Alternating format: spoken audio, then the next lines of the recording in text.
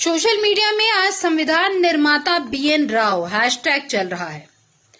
आपने और हमने स्कूल में जब पढ़ाई की और संविधान निर्माता कौन था उसमें लिखा हम सभी ने डॉक्टर भीमराव अंबेडकर।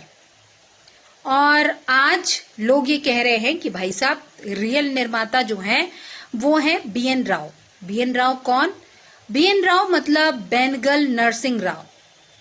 और संविधान का जब निर्माण हो गया था तो समापन भाषण में डॉक्टर भीमराव अंबेडकर ने भी ये कहा था कि अगर संविधान निर्माण की हम बात करते हैं तो उसमें एक महत्वपूर्ण भूमिका जिन्होंने अदा की वो थे बीएन राव, और उनके बगैर हम संविधान निर्माण की कल्पना भी नहीं कर सकते, क्योंकि अलग अलग देशों के संविधान के बारे में सबसे पहले तो उन्होंने पढ़ाई की, उसके बाद उन्होंने रिसर्च किया, और जब ये संविधान निर्माण के लिए कमेटी बनी तो उसमें वो संवैधानिक सलाहकार के रूप में नियुक्त किए गए थे।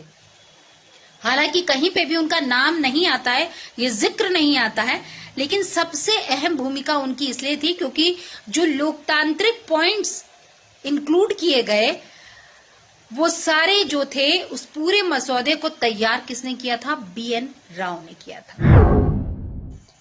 और मैं आपको बता दूं कि कुल 3 साल का अल्टीमेटम दिया गया था, लेकिन संविधान जो बनकर तैयार हुआ वो 2 साल 11 महीने 18 दिन में, और लिखने में करीबन 6 महीने लगे। और मैं आपको बता दूं कि 303 निब और 254 इंक उसमें यूज की गई।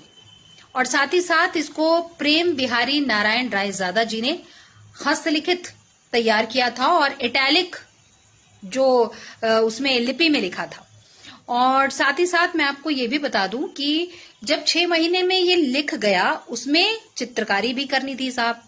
तो चित्रकारी के लिए शांति निकेतन के कलाकार जिसमें कि नंदलाल बोस जी और राम मनोहर सिन्हा जी जो कि जबलपुर में निवासरत थे उनकी सेवाएं ली गई।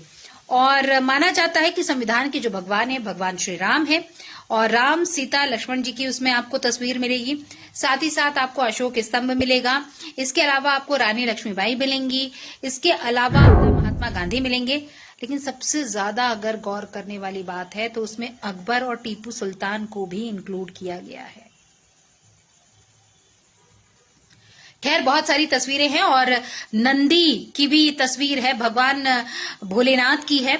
और जो हम बात करते हैं जिस प्रकार से ज्ञानवापी वाला वो जो है ना वैसी तस्वीर है उसमें।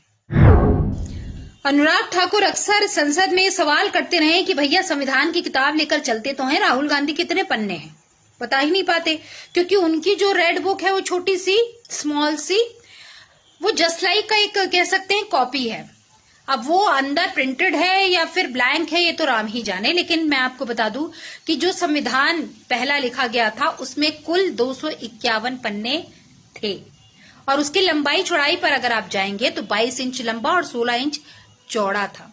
और मैं आपको बता दूं कि 1947 में ये जिनकी बात हो रही है बीएन राव मतलब बेनेगल नरसिंह राव जी, उनको 1947 में बर्मा जिसको आज के डेट में हम म्यांमार कहते हैं वहां के संविधान का मसौदा लिखने का निमंत्रण दिया गया था, और उन्होंने उस मसौदे में अपनी सहभागिता निभाई थी। और साथ ही साथ मैं आपको बता दूं कि 1950 में जब हमारा संविधान लागू हुआ उसी समय मैं आपको बता दूं कि बीएन राव जी को अंतर्राष्ट्रीय जज के रूप में नियुक्ति की गई थी। और ये हमारे भारत के आज तक के इतिहास में किसी भी व्यक्ति को कानूनन तौर पर अंतर्राष्ट्रीय जज का पद अभी तक नहीं मिला है। संविधान की बहुत सारी बातें हैं, लेकिन इन शॉर्ट मैंने आपको बताया जो बचपन में आपने पढ़ा कि संविधान निर्माता कौन? डॉक्टर भीमराव अंबेडकर। तो डॉक्टर भीमराव अंबेडकर भी खुद ये कहते थे कि संविधान निर्माण में मेरे साथ अगर किसी की महत्वपूर्ण भूमिका है तो वो है बीएन राव जी की, जिन्होंने संवैधानिक रूप से महत्वपूर्ण सेवा दी और इसके अलावा संवैधानिक रूप से मसौदा तैयार करने में भी महत्वपूर्ण भूमिका निभाई। और डॉक्टर भीमराव अंबेडकर जी ने उसमें जो भी करेक्शन था या फाइनल टच था या जो भी कह सकते हैं उसमें भूमिका निभाई थी। और लिखा किससे ने? लिखा है प्रेम बिहारी नारायण रायजादा जी ने। और चित्रकारी आपको मैंने बता दी कि चित्रकारी जो थी वो नंदलाल बोस जी और राम मनोहर सिन्हा जी ने की थी। और उनका परिवार आज भी यहाँ जबलपुर में निवासरत है। उनके पास उसकी फोटोकॉपी भी है। इस पर वो कहते थे कि बहुत सारी कलाकारी जो है पिताजी ने की थी। और जब बात ज्ञानवापी की आई तो ज्ञानवापी का चित्र भी उस संविधान में इंगित था और इसलिए लोग ये बात करते थे। तो बहुत सारी उसमें चित्रकारी भी थी जिसको कम भी किया गया और कई संशोधन भी किए गए। ये चीज भी उसमें इंक्लूड है। तो अब आप क्या कहते हैं, संविधान निर्माता कौन? उनमें प्रमुख भूमिका श्री B.N. राव की थी, जो संविधान सभा अधिकारियों के अमूल्य योगदान को भी याद रखना चाहिए, जिन्होंने नेपथ्य में रहकर काम किया। उनकी कार्यनिष्ठा ने संविधान निर्माण की प्रक्रिया को सुचारू रूप से आगे बढ़ाया।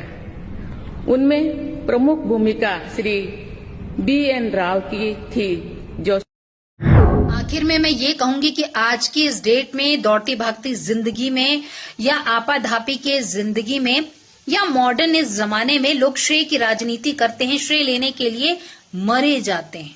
मगर B.N. राव जी की ना तो फैमिली ने और ना ही स्वयं उन्होंने, जब उनका नाम नहीं आया तो इस पर ना कोई क्रोध किया, ना कोई सवाल किया और ना ही ये श्रेय लेने के लिए वो आगे आए। लेकिन महत्वपूर्ण भूमिका उन्होंने निभाई। और हमारे भारत देश के अंतर्राष्ट्रीय जज अगर कोई कहलाता है तो B.N. राव जी ही कहलाते हैं। क्यों?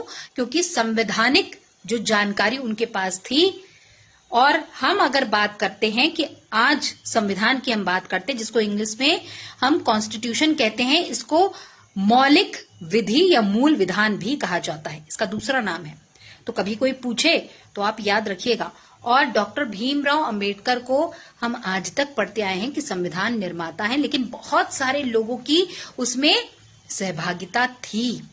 और उस पर पहला साइन किसने किया था? तो पहला साइन जवाहरलाल नेहरू ने किया था। तो B.N. राव जी, उनकी महत्वपूर्ण भूमिका थी। और आज इसीलिए सोशल मीडिया पर जो है जंग छिड़ी हुई है, ट्रेंडिंग पर चल रहा है। आपने देखा क्या एक्स पर? नहीं देखा तो जाकर देखिए। जय सिया राम।